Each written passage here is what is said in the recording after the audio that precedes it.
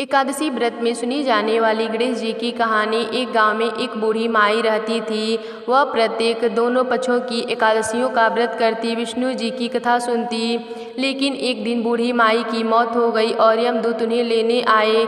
यमदूत को देखकर बूढ़ी माई घबरा गई और कहीं, मैं तुम्हारे साथ नहीं जाऊंगी, मुझे तो विष्णु लोक जाना है। मैंने दोनों पक्षों का एकादशियों का व्रत किया है। लेकिन यमदूत नहीं माने। बूढ़ी माई रोने लगी। तभी वहाँ विष्णु जी आए और बोले, माई, तूने तो दोनों पक्षों का एकादशियों का व्रत किया है, लेकिन कभी भी एकादशी व्रत में गणेश जी की कहानी न कही न सुनी, इसलिए तुम्हें धर्मलोक जाना पड़ेगा।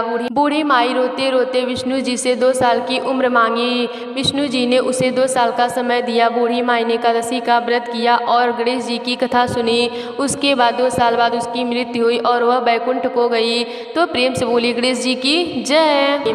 पुराने समय में एक गरीब वृद्धा थी। वह बड़ी श्रद्धा से हर माह एकादशी का व्रत करती थी और भगवान विष्णु जी का नाम जपती थी। उसके घर में कुछ भी न था, फिर भी व्रत का नियम कभी न छोड़ती। एक दिन विष्णु भगवान स्वयं ब्राह्मण का रूप लेकर उसके घर आए और बोले, माँ, तेरा व्रत मुझे प्रिय है, आज मैं तुझ पर प्रसन्न हूँ। भगवान ने उसे अक्षय प्राप्त दिया, जिसमें सदा अन्न और धन मिलता रहा। इस प्रकार माँ का दुख दूर हुआ और उसकी भक्ति से सबको व्रत का महत्व समझ में आया। तो प्रेम से बोलिए गणेश भगवान जी की जय। एक गांव में एक बूढ़ी माई रहती थी। उनके पास न धन था, न अच्छा घर, न अच्छा कपड़े, लेकिन उनका मन बहुत भला था और वह हमेशा भगवान गणेश जी की पूजा करती थी। गांव में एक बार गणेश जी का मेला लगा। सब लोगों ने खूब भोग और मिठाई चढ़ाई। बूढ़ी माई ने सोचा कि मेरे पास तो कुछ भी नहीं है, मैं गणेश जी को क्या चढ़ाऊंगी।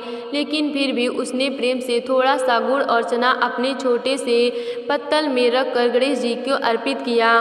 गणेश जी उनकी सच्ची श्रद्धा से बहुत प्रसन्न हुए। उसी रात गणेश जी ने उनके सपने में आकर कहा, माई, तूने जो प्रेम से गुड़ चना चढ़ाया वह मुझे राजा के सोने चांदी से भी प्रिय है। कल सुबह देखना, तेरा दुख दूर हो जाएगा। सुबह उठकर बूढ़ी माई ने देखा कि उनका छोटा सा घर अन्न धन से भर गया है। अनाज के कोठरा पूरे भर गए हैं और पहनने के लिए अच्छे कपड़े भी हैं। अब वह निर्धन नहीं रही।